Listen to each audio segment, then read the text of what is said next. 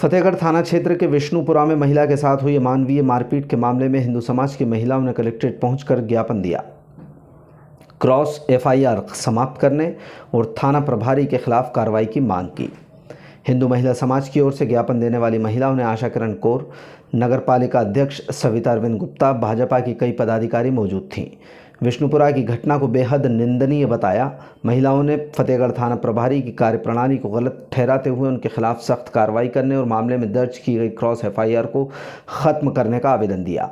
हिंदू समाज की महिलाओं के मुताबिक आरोपी ने बेहद अमानवीय तरीके से मारपीट की है। पीड़ित महिला अपने पति को बचाने पहुंची थी। इसका कोई आपराधिक कृत्य नहीं है। इसके बावजूद पुलिस ने आरोपियों को लाभ पहुंचाने के मकसद से उनके खिलाफ कार्रवाई कर दी। घटना को लेकर पुलिस का रवैया संदेहास्पद बताया।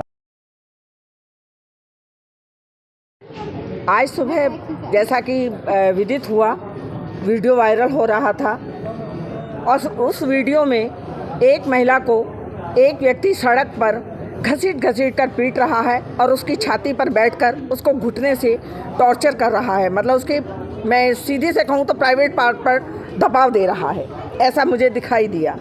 इस पर से मैंने अन्य महिलाओं से भी बात की। उस सारी बात में जानकारी लगी कि ये 22/7/24 की घटना है जो कि फतेहगढ़ थाने की है, ग्राम विष्णुपुरा की है। इसमें दीपचंद लोधी और उसकी पत्नी रामवती लोधी के ऊपर मुस्लिम समाज ने ये कहकर कि ये शासकीय भूमि के ऊपर से आने जाने से अपने उसके घर से उसे खींचकर फरीद खाने, रफ़ीक खाने, राजू खाने और उसके और भी परिवार के मेंबर थे, वो उसको घसीट कर लेकर जा रहे हैं। पहले तो उसके आदमी को खींचते हैं और उनमें एक व्यक्ति कहता है कि जो वृद्ध उम्र का है, जो भी उसकी नाम हो, कि इसके पिता को दूर ले जाओ, इस व्यक्ति को दूर ले जाओ यहाँ से। उसको वो खींचते हैं। वो पत्नी उसको बचाने के लिए उसकी तरफ जाती है तो नीली शर्ट वाला लड़का व्यक्ति जो कि रफ़ीक खां है, जो भी है उसका, वो उस महिला को पीछे लेकर आता है घसीटता हुआ।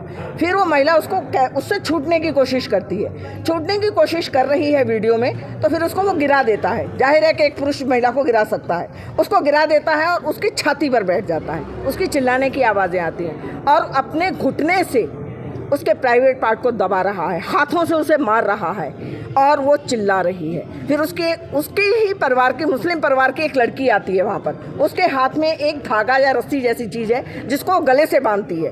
उस गले से बांधकर उस औरत को खींचने की कोशिश कर रही है वो, और ये चिल्ला रही है। उसके बाद ये व्यक्ति जाते हैं। उसके बाद फतेहगढ़ थाने की रिपोर्ट का पता चलता है कि दोनों पर क्रॉस केस किया गया है, जबकि लोधा परिवार का तो उसमें कोई एक्ट ही नहीं दिखाई दे रहा।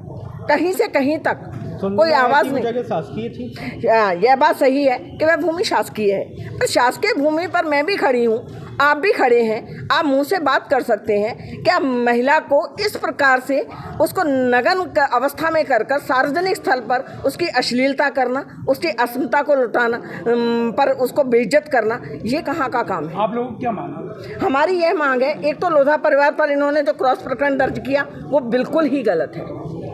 उस महिला ने अपने पति को बचाया है, ये साफ वीडियो में दिखाई दे रहा है। उसने कोई उन पर वो नहीं किया। उसने अपने पति को खींचकर वापस लाने के लिए बचाने की कोशिश कर रही है और इनके व्यक्ति द्वारा उस महिला को खींचकर मारपीट की गई और उधर उस व्यक्ति की भी मारपीट कर रहे हैं। आप लोग डिमांड बताइए। हमारी ये मांग है, एक तो लोधा परिवार से जो उन पर एफआईआर है ये ख़त्म होनी चाहिए और जो महिला के सामान्य धाराओं में इसका प्रकरण दर्ज हुआ है, बाकायदा उस पर मूल धाराओं में प्रकरण दर्ज होना चाहिए।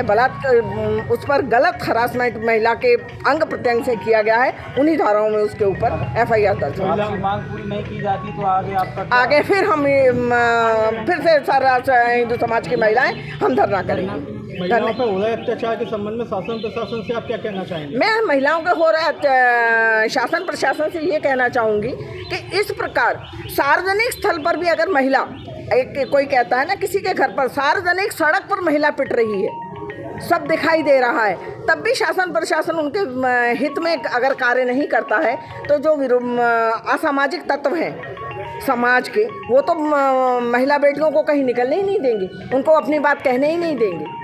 ये भी मुस्लिम समाज के असामाजिक तत्व हैं जो उनके ऊपर इस प्रकार का उन्होंने प्रहार किया।